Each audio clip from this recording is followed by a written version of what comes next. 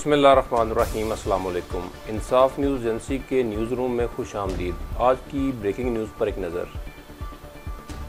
पाकिस्तान में plastic road concept के तहत इस्लामाबाद के F9 पार्क में पहला तजर्बा शुरू किया गया। पाकिस्तान में पहली दफ़ा प्लास्टिक इस्तेमाल करके सड़क बनाई गई। इस्लामाबाद में CDA और निजी कंपनी के इश्तराक से F9 पार्क में पायलट प्रोजेक्ट का आगाज़ किया गया।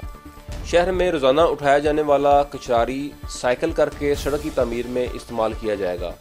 इब्तदाई तौर पर 1 किलोमीटर सड़क बनाने का तजर्बा किया गया है। हुकाम ने उम्मीद जाहिर की है कि प्लास्टिक रोड्स रवायती सड़कों से ज़्यादा पायदार होंगी और माहौलियाती आलूदगी में भी नुमायाँ कमी आएगी।